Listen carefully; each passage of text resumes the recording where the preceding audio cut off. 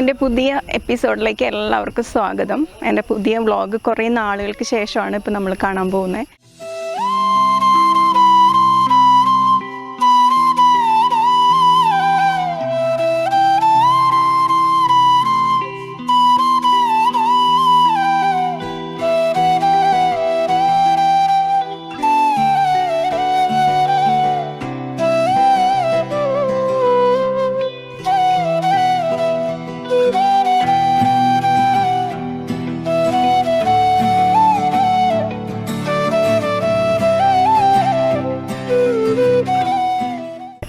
നമ്മളിന്നിവിടെ വന്നിരിക്കുന്നത് ഒരു പുതിയൊരു തലമുറയുടെ ഒരു മാതൃക, അതാണ് ശാലു എന്ന് പറയാൻ എനിക്ക് ഒറ്റ വാക്കിൽ പറയുന്നത്. സത്യം പറഞ്ഞു കഴിഞ്ഞാൽ ഇത് കണ്ടപ്പോൾ തന്നെ എനിക്ക് മനസ്സിനൊരു ഭയങ്കര ഒരു ആശ്ചര്യമായിരുന്നു. ഇത്രയും ചെറു പ്രായത്തിൽ തന്നെ ഇങ്ങനെ ഒരു ബിസിനസ് അല്ലേ, ബിസിനസ് തന്നെ പറയാം, ഒരു ബിസിനസ് തുടങ്ങി വെക്കുക എന്നുള്ളത് ബ്രാൻഡ്. ഓക്കെ. അപ്പോൾ ആ ഒരു ബ്രാൻഡ് ഇതായിട്ടാണ് തുടങ്ങിയിരിക്കുന്നത്. അപ്പം ശരിക്കും പറഞ്ഞു കഴിഞ്ഞാൽ ഇതെല്ലാം കുറേ കാണാനൊക്കെ ഉണ്ട്. അപ്പം നമുക്ക് വിശദമായിട്ട് ഇതെന്താണ്, ഈ ഫാം എന്താണ്, കാടക്കോഴി അല്ലേ, കാടക്കോഴിയുടെ ബിസിനസ്സാണ് ഇപ്പോൾ. അതൊരു എന്താണ് ഇതിനകത്ത് ചെയ്തു വെച്ചിരിക്കുന്നത്, എത്രത്തോളം കാര്യങ്ങൾ ശാലു ചെയ്തിട്ടുണ്ട് എന്നുള്ളത് നമുക്ക് ശാലുവിനോട് തന്നെ അകത്തെല്ലാം പോയി കണ്ട് ഒന്ന് ചോദിച്ചറിയാം. ഇതിൻ്റെ അകത്തേക്ക് ഞാൻ കയറിയിരിക്കുകയാണ്. ഇത് ശാലുവിൻ്റെ ഫാമാണ് ഇതിൻ്റെ അകത്ത് കാണുന്നത്. ഇതാണ് നമ്മുടെ മെയിൻ ആയിട്ടുള്ളൊരു മിഷ്യനാണ്. ഇത് മുട്ട ചെറിയ മിഷ്യനാണ്. ഇതിന് വലുതുണ്ടോ? ഇതിന്റെ പ്രത്യേകത എന്ന് വെച്ച് കഴിഞ്ഞാൽ ഇതിന്റെ ഉപയോഗം മുട്ട വിരിയിപ്പിച്ചെടുക്കുന്ന മിഷ്യനാണിത്. ഇത് എന്താ ശാലു, ഇതിന്റെ വലുതും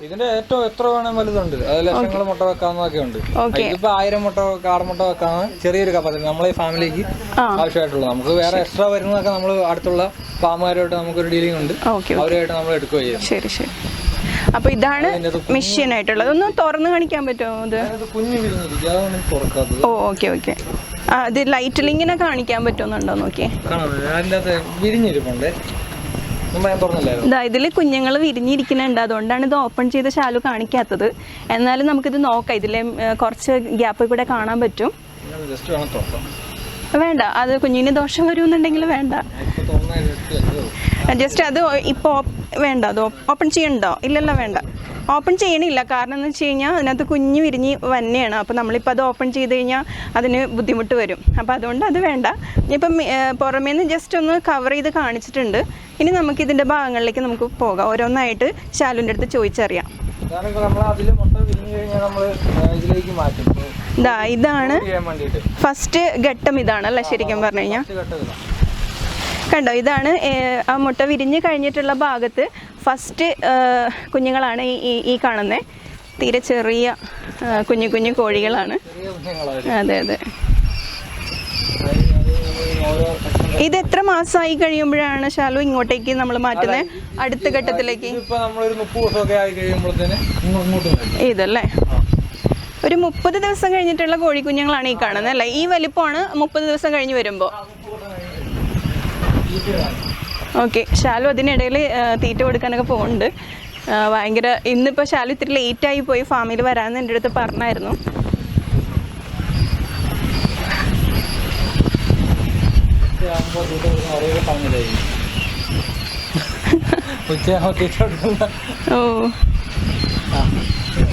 ഇത് എത്ര സമയമാണ് ശാലു നമ്മളിങ്ങനെ ഭക്ഷണം കൊടുക്കുക എന്നുള്ളതിന്?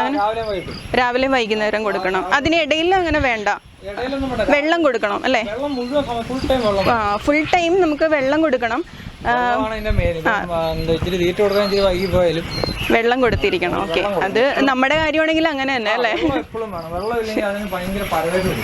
വെള്ളം എപ്പോഴും കൊടുക്കണം കുഞ്ഞുങ്ങൾക്ക്. അതുപോലെ തന്നെ കുഞ്ഞുങ്ങളായാലും വലുതായാലും വെള്ളമാണ് മെയിനായിട്ട്. ഭക്ഷണം ഇത്തിരി വൈകിയാലും വെള്ളം കൊടുക്കണമെന്നാണ് ശാലു പറയുന്നത്. അത് നമ്മളിതായാലും അടുത്ത ഘട്ടത്തിലേക്ക് പോവാണ്. ഇപ്പം ഇത് മുട്ടയിടുന്ന പ്രായമാണ്. ഓക്കെ. ശരി, അതെല്ലാം സാവകാശം മതി ശാലു.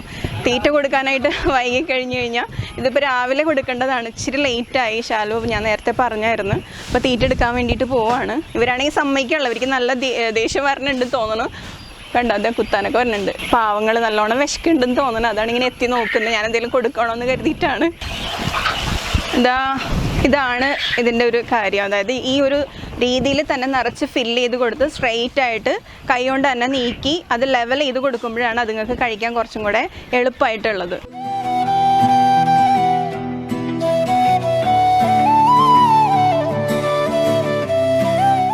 കാടക്കോഴി അല്ലാതെ നമ്മൾ നാടൻ കോഴിനെയും കൂടെ വളർത്തുന്നുണ്ട്. അവിടെ എന്ന് വെച്ച് കഴിഞ്ഞാൽ ഇവിടുത്തെ പ്രത്യേകത എന്ന് വെച്ച് കഴിഞ്ഞാൽ മരുന്നൊന്നും ഇഞ്ചെക്ട് ചെയ്യാത്ത, ഹോർമോണൊന്നും ഇല്ലാത്ത പ്യുവറായിട്ടുള്ള കോഴികളാണ്. ആവശ്യമനുസരിച്ച് ഇവിടെ സെയിലും നടക്കുന്നുണ്ട്. അപ്പം നല്ല നാടൻ കോഴികളാണ് ഈ മാറ്റിയിട്ടിരിക്കുന്നത്. ശാലു, ഇതിനകത്ത് ആവറേജ് എത്ര മുട്ട കൊള്ളൂ ഇതിനകത്ത് വിരിയിക്കാനായിട്ട്? 1000 കാടമുട്ടയാണ് കപ്പാസിറ്റി. നമ്മളിവിടെ ഒരു 900 കപ്പാസിറ്റി വെക്കുന്നത്. 1000 കാടമുട്ടയാണ് ഇതിനകത്ത് ഫില്ല് ചെയ്യാൻ പറ്റുന്നത് മാക്സിമം. അതിനകത്ത് ശാലു ചെയ്തിരിക്കുന്നത് ഇപ്പോൾ 900 ആണ് വെച്ചിരിക്കുന്നത്, 950 വരെ. പിന്നെ അതുപോലെ തന്നെ എത്ര ഡിഗ്രിയിലാണ് നമ്മളിത് വിരിയിക്കുക? 37.5, അതായത് 37-നും 38-നും ഇടയ്ക്ക്. 37-നും 38-നും ഇടയിലുള്ള ഡിഗ്രിയിലാണ് ടെമ്പറേച്ചർ. ഓ ശരി ശരി. അതായത് നമ്മുടെ മനുഷ്യ ശരീരത്തിൻ്റെ തന്നെ അല്ലേ, മനുഷ്യ ശരീരത്തിൻ്റെ ബോഡി ടെമ്പറേച്ചർ തന്നെയാണ് ഇതിനകത്ത് വരേണ്ടത്. അതായത് 37-38-ൽ നിൽക്കുന്ന നടുക്ക് നിൽക്കുന്ന ആ ഒരു താപനില, ടെമ്പറേച്ചർ വരുന്നത്. അങ്ങനെ 18 ദിവസം വെച്ച് കഴിയുമ്പോൾ കാടമുട്ട വിരിയും, 21 ദിവസം വെച്ച് കഴിഞ്ഞാൽ കോഴിമുട്ട വിരിയും, 28 ദിവസം വെച്ച് കഴിഞ്ഞാൽ കാടമുട്ട വിരിയും. മനസ്സിലായല്ലോ എല്ലാവർക്കും. 21 ദിവസം കോഴിമുട്ട, 21 ദിവസം കോഴിമുട്ട, 17 തൊട്ട് 18 ദിവസം കാടമുട്ട, 28 ദിവസം നാടൻ താറാവാണെങ്കിൽ എന്താണെങ്കിലും 28 ദിവസം. അതാണ് ഇതിൻ്റെ കണക്ക്, ടെമ്പറേച്ചറിൻ്റെ കണക്ക് എല്ലാം. അപ്പോൾ നമ്മൾ ഫാം എല്ലാം കണ്ടു, അതിനെക്കുറിച്ച് വിശദമായിട്ടെല്ലാം ശാലുവിൻ്റെ അടുത്ത് ചോദിച്ചറിഞ്ഞു. ഇനി നമ്മൾ വീട്ടിലേക്കാണ് ശാലു വിളിച്ചിരിക്കുന്നത്. വീട്ടിൽ പോയിട്ട് വളരെ പ്രധാനപ്പെട്ട കാര്യങ്ങളെല്ലാം കോഴീനെക്കുറിച്ചും അതേപോലെ തന്നെ മുട്ടയെക്കുറിച്ചും ഹോംമെയ്ഡായിട്ട് ഓക്കെ ലൈസൻസ് എല്ലാം വീടിൻ്റെ പേരിലാണ് ലൈസൻസ് എല്ലാം ഇരിക്കുന്നത്. അപ്പോൾ അതുകൊണ്ടിട്ട് ശാലുവിൻ്റെ അടുത്തേക്ക് നമ്മൾ അവിടെ വീട്ടിൽ പോയിട്ടാണ് ബാക്കി ഈ പ്രധാനപ്പെട്ട പ്രൊഡക്ട്സുകളെല്ലാം നമ്മൾ കാണിക്കാൻ പോകുന്നത്. അതുപോലെ തന്നെ ഞാൻ ഒന്നുകൂടി എടുത്തു പറയാണ്, യുവതലമുറയ്ക്ക് ശരിക്കും അഭിമാനം, ഒരു മാതൃക എന്ന് വേണമെങ്കിൽ പറയാം. അതുപോലെ തന്നെ ഒരു മാതൃകയായിട്ടുള്ള ഒരാളാണ്. നമ്മുടെ തൊടിയിൽ ഇത്തിരി സ്ഥലമുള്ളെങ്കിലും ആ ഒരു ഇച്ചിരി സ്ഥലത്ത് പച്ചക്കൃഷികളൊക്കെ തനിയെ നട്ടുപിടിപ്പിക്കാനും അതിനൊരു മനസ്സുള്ളതും അത് സമയം കണ്ടെത്തി ചിലവാക്കാനും ഒക്കെ ചെയ്യുന്നതെന്ന് പറഞ്ഞാൽ നല്ല മാതൃക തന്നെയാണ്. അത് നമ്മളും ഓരോരുത്തരും അത് അങ്ങനെ ചെയ്തു കഴിഞ്ഞാൽ നമുക്ക് വിഷമയമൊന്നും ഇല്ലാത്ത നല്ല പച്ചക്കറികൾ നമ്മുടെ കുട്ടികൾക്ക് തന്നെ കൊടുക്കാനായിട്ട് ഏറ്റവും വളരെ പ്രചോദനം തന്നെയായിരിക്കും, വളരെ ഉപകാരമായിരിക്കും അത്. അപ്പോൾ ശാലുവിൻ്റെ വീട്ടിലെ പ്രൊഡക്റ്റുകൾ എന്തൊക്കെയാണെന്ന് ശാലുവിനോട് നമുക്ക് ചോദിച്ചറിയാം. ഇത് എന്തായാലും പിക്കിളാണ് അല്ല ശാലു? അതൊന്ന് എക്സ്പ്ലെയിൻ ചെയ്തോളൂ. അതാ കാണുന്നത് നമ്മൾ എന്താ പറയുന്നത്, ചുമന്ന രീതിയിൽ കാശ്മീരി പൗഡർ ഇട്ട രീതിയിലുള്ള പിക്കിളാണ് കാണുന്നത്. ഇത് അങ്ങനത്തെ തൊട്ടുതാക്കാനുള്ള ടൈപ്പ് പിക്കിളല്ല, ഇതൊരു കറി ടൈപ്പ് പിക്കിളാണ്. അതായത് ഇതൊരു 250 ഗ്രാമിൻ്റെ പാക്കറ്റാണ്. ഇതിപ്പോൾ പൊട്ടിച്ച് കഴിഞ്ഞാൽ ഒരു 4 പേരുണ്ടെങ്കിൽ ഒരു 2 ദിവസം മാക്സിമം കൊണ്ട് തീരാനുള്ള സാധനമേ ഉള്ളൂ. ഒരു കറി ടൈപ്പ് അച്ചാറാണ്. ഇതാണ് നമ്മളെ മെയിനായിട്ടുള്ള പ്രൊഡക്റ്റ്, കാടയിറച്ചി അച്ചാർ. കാടയിറച്ചി അച്ചാറാണ് കേട്ടോ ഇത് ആദ്യത്തെ പ്രൊഡക്റ്റാണ് ഇപ്പോൾ പരിചയപ്പെടുത്തിയേക്കണത്. നെക്സ്റ്റ് എന്താണെന്ന് നമുക്ക് നോക്കാം. ഇതാണ് പിന്നെ നമ്മളെ അടുത്ത വേറൊരു പ്രൊഡക്റ്റ് വരുന്ന കാട മുട്ടയച്ചാർ. അത് മുട്ടയച്ചാർ മാക്സിമം ഒരു 2 മാസത്തിനുള്ളിൽ കൺസ്യൂം ചെയ്യുന്നതാണ് ഏറ്റവും നല്ലത്. നമ്മളെ പ്രൊഡക്റ്റ് എല്ലാം നമ്മളൊരു 4 മാസമാണ് അതിൻ്റെ എക്സ്പയറി ഇട്ടിരിക്കുന്നത്. എന്നാലും മുട്ടയച്ചാറിൻ്റെ ഒരു കേസിൽ മാത്രം മാക്സിമം 2 മാസത്തിനുള്ളിൽ കൺസ്യൂം ചെയ്യുന്നതാണ് അതിൻ്റെ കറക്റ്റായിട്ടുള്ളൊരു ടേസ്റ്റ് കിട്ടുക. അല്ലെങ്കിൽ അതിനെ മുട്ട ആയതുകൊണ്ടാണ്. പിന്നെ ഇറച്ചിയൊക്കെ ആണെങ്കിൽ അത് ഇരിക്കും തോറും അതിൻ്റെ ടേസ്റ്റ് കൂടുള്ളൂ. കാരണം നമ്മളെ ഒരു ഐറ്റംസിൽ നമ്മൾ പ്രിസർവേറ്റീവ് ചേർക്കുന്നില്ല. പ്രിസർവേറ്റീവ് ചേർക്കാത്തതിൻ്റെ പേരിൽ നമുക്ക് ഇത് പൊട്ടിച്ച് കഴിഞ്ഞാൽ ഇതിൽ ഒരു തുള്ളി നനവോ നനഞ്ഞ സ്പൂണോ ഇട്ട് ഉപയോഗിച്ച് കഴിഞ്ഞാൽ അപ്പളെ കേടായി പോകും. സ്റ്റോറേജ് പക്കയായിട്ട്. അതുപോലെ തന്നെ ഇത് പൊട്ടിച്ചിട്ട് ഒരു ബോട്ടിൽ നമ്മൾ സൂക്ഷിച്ചാലും കുറച്ചും കൂടെ ബോട്ടിൽ സൂക്ഷിക്കുക, ഫ്രിഡ്ജിൽ വെക്കുകയോ ചെയ്യാം. അല്ല പൊട്ടിക്കാതെ വെച്ച് കഴിഞ്ഞാൽ ഇത് അതേപോലെ തന്നെ ഇരുന്നോളും. നമ്മൾ എക്സ്പയറി ഇട്ടിരിക്കുന്ന 4 മാസമാണ്. പക്ഷേ മുട്ടയുടെ കേസിൽ മാത്രം നമുക്കൊരു 2 മാസത്തിനുള്ളിൽ കൺസ്യൂം ചെയ്യാനാണ് ഏറ്റവും നല്ലത്. നമുക്ക് ഓർഡർ കിട്ടിയ ശേഷം മാത്രം നമ്മൾ പ്രൊഡക്റ്റ് ഉണ്ടാക്കി കൊടുക്കുള്ളൂ. ഓക്കെ, എല്ലാവർക്കും മനസ്സിലായല്ലോ പറഞ്ഞു. മെയിനായിട്ട് ആമസോൺ, ഫ്ലിപ്കാർട്ടിലൊക്കെ നമ്മൾ പ്രൊഡക്റ്റ് ഉണ്ട്. പിന്നെ ചിക്കൻ പിക്കിൾ. പിന്നെ വേറെ പ്രൊഡക്റ്റ് വരുന്ന ചിക്കൻ്റെ അച്ചാറാണ്, ബോൺലെസ് ചിക്കൻ്റെ അച്ചാർ. നമ്മളെ കാടയുടെ അച്ചാർ വരുമ്പോൾ അതിൻ്റെ അകത്ത് ചെറിയ ബോണുകൾ വരും, അത് കാടയായതുകൊണ്ടാണ്. ചിക്കൻ എന്ന് പറയുമ്പോൾ അതിൻ്റെ അകത്ത് ബോൺലെസ് ആയിരിക്കും. അതേ റെസിപ്പിയൊക്കെ രണ്ടും ഒരേപോലെയൊക്കെ തന്നെയാണ് ഏകദേശം വരിക. ചിലവർക്ക് കാട ബോണുള്ളത് കൊണ്ട് അതിൻ്റെ വിഷയം വരുന്നവർക്ക് നമ്മൾ ചിക്കൻ ചെയ്യുന്നുണ്ട്. അതേപോലെ തന്നെ ഒരു പ്രൊഡക്റ്റാണ് പൈനാപ്പിൾ അച്ചാർ. നമുക്ക് വെജ് ആയിട്ടുള്ള ഒരേ ഒരു പ്രൊഡക്റ്റാണ് ഈ പൈനാപ്പിൾ അച്ചാർ. ഇപ്പോൾ കണ്ടതാണ് നല്ല കളർഫുൾ ആയിട്ടിരിക്കും. പൈനാപ്പിളിൻ്റെ മഞ്ഞ സ്വീറ്റ് ആയിരിക്കും അല്ലെ കൂടുതലും, സ്പൈസി ആയിരിക്കും. അത് നമ്മൾ അതേപോലെ തന്നെ ലേബിൾ അടിക്കുന്നുണ്ട്, സ്വീറ്റ് ആൻഡ് സ്പൈസി എന്നും പറഞ്ഞിട്ട്. നമ്മുടെ ഏകദേശം നമ്മുടെ മാമ്പഴ പുളിശ്ശേരി എങ്ങനെയാണ്, അല്ലെ പൈനാപ്പിൾ പുളിശ്ശേരി എങ്ങനെയാണ്, ഏകദേശം അതേപോലെയാണോ അല്ലെങ്കിൽ ഓ ജാമിന്റെ ടേസ്റ്റ് ആണ് ഞാൻ പുളിശ്ശേരിയുടെ കാര്യം പറഞ്ഞ വേറെ ഒന്നുമല്ല, അതും ഈ പറഞ്ഞ പോലെ സ്വീറ്റ് ആണല്ലോ, അപ്പൊ അതുപോലെ തന്നെ ആണോ അല്ല ഇത് ജാമിന്റെ ആണ് കൂടുതലും വരാം. മധുരം കാണും, ഉപ്പ് കാണും, പുളി കാണും, എരിവും കാണും.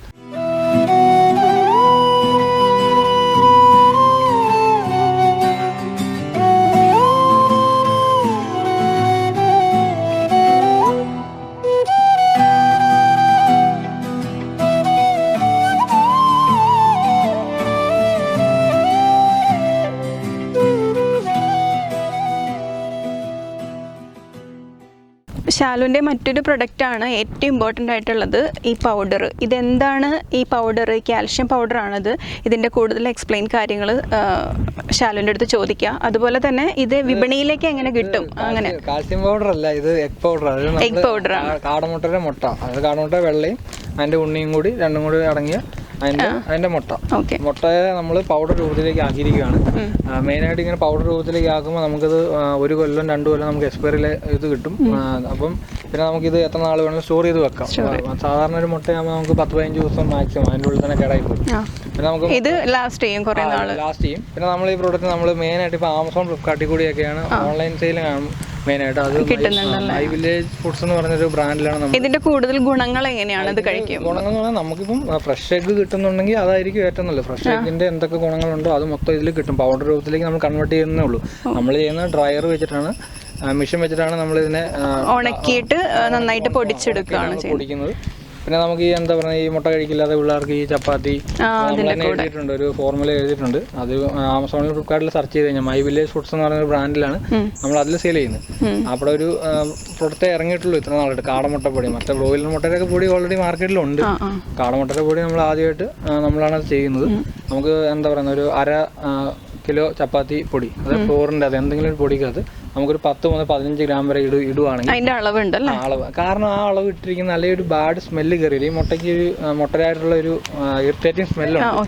അതൊരു ബാഡ് സ്മെല്ല്. അത് കുട്ടികൾക്കാണെങ്കിലും കഴിക്കാൻ ഒരു ബുദ്ധിമുട്ടുണ്ടാവും. കുട്ടികൾക്കാണെങ്കിലും ഇത് കഴിക്കുമ്പോൾ ഇതിൻ്റെ അകത്ത് പഞ്ചസാരയോ ശർക്കരയോ എന്തെങ്കിലും പൊടിച്ചിട്ട് ഇട്ടാൽ അതിൻ്റെതായിട്ടുള്ള ആ മധുരത്തിൽ ഇതും കഴിക്കാം. നമ്മൾ ഈ ഹോളിക്സിലൊക്കെ മധുരം കൂടിയും ചേർക്കുമ്പോഴാണല്ലോ അതിൻ്റെ ഓൾറെഡി അതിനകത്ത് മധുരം ആഡ് ചെയ്തിട്ടാണല്ലോ വരുന്നത്. നമ്മൾ ഇതിനകത്ത് പക്ഷേ ഒന്നും ആഡ് ചെയ്യുന്നില്ല. കസ്റ്റമർ മേടിക്കുന്നവർക്ക് എന്ത് വേണമെങ്കിലും ആഡ് ചെയ്യും. പിന്നെ ഡയറക്റ്റ് എനിക്ക് നമ്മളുമായിട്ട് കോൺടാക്ട് ചെയ്യുന്നവർക്ക് നമ്മൾ ഡയറക്റ്റായിട്ട് സെല് ചെയ്യുന്നുണ്ട്. അല്ലാത്തവർക്ക് നമുക്ക് ആമസോൺ, ഫ്ലിപ്കാർട്ട് വഴി ഓൺലൈനായിട്ടും മേടിക്കും. രണ്ടിനുള്ള ഓപ്ഷൻ ഉണ്ട് എല്ലാ പ്രൊഡക്റ്റും. ഏറ്റവും കൂടുതൽ ഗുണം നിൽക്കുന്നത് ശരിക്കും പറഞ്ഞു കഴിഞ്ഞാൽ കുഞ്ഞുങ്ങളാണ്. ചില കുട്ടികൾ ഒട്ടും മുട്ട കഴിക്കാത്ത കുട്ടികളുണ്ട്. അപ്പോൾ അവർക്ക് അതിൻ്റെതായ ഒരു ഹെൽത്ത് കിട്ടാൻ വേണ്ടിയിട്ട് നമ്മൾക്കിത് പൊടിച്ച് ചേർത്ത് ചപ്പാത്തിയുടെ കൂടെയോ ഏതെങ്കിലും ഒരു ഫുഡിൻ്റെ കൂടെയോ അതിനകത്ത് ആഡ് ചെയ്ത് കൊടുത്തു കഴിഞ്ഞാൽ കുട്ടികൾ അത് കഴിക്കുകയും ചെയ്യും. അതിൻ്റെ ഗുണം ആ കുഞ്ഞുങ്ങൾക്ക് കിട്ടുകയും ചെയ്യും. ബോണിനൊക്കെ നല്ലതല്ല, പിന്നെ ആസ്മയ്ക്ക് അങ്ങനെ അതെ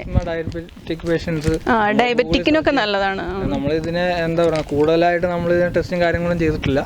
അതിന് അത് ആ രീതിയിൽ നമ്മൾ പക്ഷെ ഇതിനകത്ത് നമ്മൾ മായായിട്ട് ഒന്നും ചെയ്യണില്ല. അപ്പൊ അതുകൊണ്ട് തന്നെ കൂടുതൽ അതെ പ്യുവർ എഗ് ആണത്. ഇതിനകത്ത് ഒന്നും ചെയ്യുന്നില്ല. Okay okay. അപ്പൊ ഇത് ആമസോണിലാണ് പൊതുജനങ്ങൾക്കായിട്ട് കിട്ടുക. നമ്മൾ ഓർഡർ നമുക്കുണ്ട്, ഫ്ലിപ്കാർട്ടും ഉണ്ട് കേട്ടോ. ഡയറക്റ്റ് കോൺടാക്ട് ചെയ്ത് കഴിഞ്ഞാൽ നമ്മൾ ഡയറക്റ്റ് സെല്ലിംഗും ഉണ്ട്. നമ്മളെ ബ്രാൻഡിൽ എന്ന ബ്രാൻഡിൽ നമ്മൾ ഡയറക്റ്റ് ഇതേപോലത്തെ പൗച്ച് ആയിരിക്കും. 250 ഗ്രാമിന്റെ ഇങ്ങനത്തെ പൗച്ച് ചെയ്യുന്നത്. ഇങ്ങനത്തെ പൗച്ച് നമ്മൾ ഇത് 250 ഗ്രാമിന്റെ പാക്കറ്റാണ് ഇപ്പൊ നമ്മൾ കാണുന്നത്. ഇത് ഓർഡർ വഴി ഡയറക്റ്റും നമുക്ക് ഷാലുവിനെ കോൺടാക്ട് ചെയ്താലും കിട്ടും.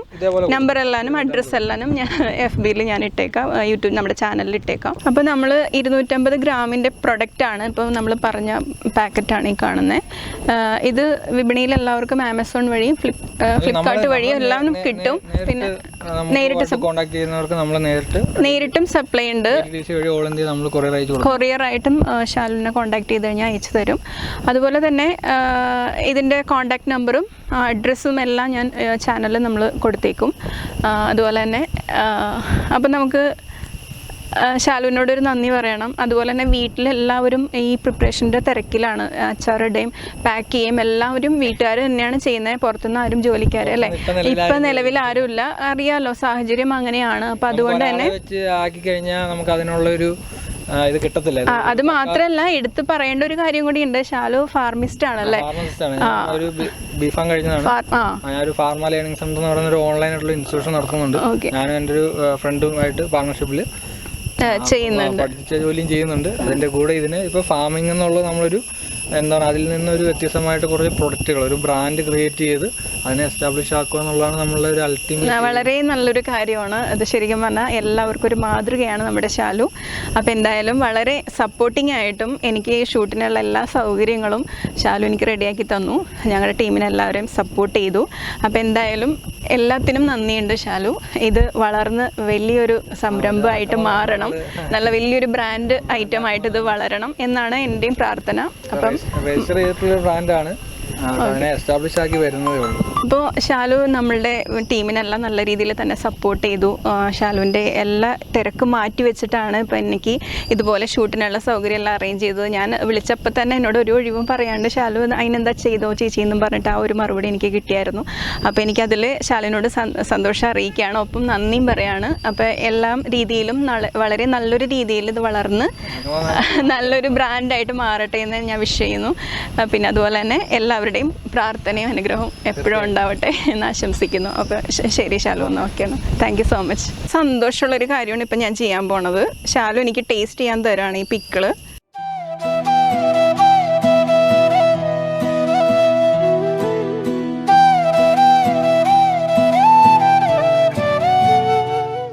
കിടുവാണ് ശരിക്കും പറഞ്ഞാൽ. പിക്കിളല്ല, പിക്കിളിൻ്റെ ടേസ്റ്റ് അല്ല, നമുക്കൊരു കറിയായിട്ട് തന്നെ കൂട്ടാം. കാരണം അത്ര സൂപ്പർ ടേസ്റ്റ് എന്ന് പറഞ്ഞാൽ ചോറിൻ്റെ കൂടെയൊക്കെ കുട്ടികളാണെങ്കിലും അങ്ങനെ ഒരു ചെറിയ കഴിക്കും. കുരുമുളകാണ് ഇതിൽ, ചുമ്മാ മുളക് പൊടി, കാശ്മീരി മുളകൊന്നും നമ്മൾ വെറുതെ തുള്ളി പോലും ആഡ് ചെയ്തിട്ടില്ല. ശരിക്കും പറഞ്ഞാൽ എനിക്ക് എങ്ങനെ എക്സ്പ്ലെയിൻ ചെയ്യണമെന്ന് അറിയില്ല, കാരണം അത്ര ടേസ്റ്റ് ഉണ്ട്. ഒരു അപാര ടേസ്റ്റ് എന്നൊക്കെ വേണമെങ്കിൽ പറയാം. നല്ല രുചി. ഇല്ല ഉള്ളതാണ് പറയുന്നത്, ഉള്ളത് തന്നെയാണ് ഞാൻ പറയുന്നത്. ഞാൻ ഒരു സ്ഥലത്തൊന്നും പറയൂല. വളരെ ടേസ്റ്റ്. എനിക്ക് ശരിക്കും പറഞ്ഞത് കഴിച്ചിട്ട് മതിയാവണില്ല. അതെ, എന്തായാലും മേടിക്കാൻ പോവാണ്. എന്തായാലും ഇവിടെ വരെ വന്നിട്ട് പിക്കിള് ഞാൻ മേടിക്കാതെ പോണ ശരിയല്ല, കാരണം അത്ര ടേസ്റ്റ് ഉണ്ട്. എന്തായാലും ഷാലു വളരെ ടേസ്റ്റ് ഉണ്ട് കേട്ടോ ഇത്. ഇപ്പോൾ പാലക്കാട്ടേക്ക് നമ്മൾ പോകുന്ന വഴി നമുക്ക് കുതിരാൻ തുരങ്കം ഇത് ചെയ്യാൻ പറ്റിയില്ല, ഷൂട്ട് ചെയ്യാൻ പറ്റിയില്ല. അപ്പോൾ കുതിരാൻ തുരങ്കം ഉദ്ഘാടനം ചെയ്തിട്ട് ആദ്യമായിട്ടാണ് ഞാനിതിൽ യാത്ര ചെയ്യുന്നത്. അപ്പോൾ നിങ്ങളെയും കൂടെ ഇതിൽ കാണിക്കണമെന്ന് എനിക്ക് തോന്നി. അപ്പോൾ പാലക്കാട് നമ്മൾ വ്ളോഗ് കഴിഞ്ഞ വഴി തുരങ്കത്തിലേക്ക് നമ്മൾ കയറാൻ പോവാണ്. അപ്പോൾ ഇതിൻ്റെ വിഷ്വൽസ് എല്ലാം ഞാൻ നിങ്ങളൊന്ന് കാണിക്കാൻ പോവാം. ഫസ്റ്റ് എൻ്റെ ആദ്യത്തെ തുരങ്കത്തിലൂടെയുള്ള യാത്ര.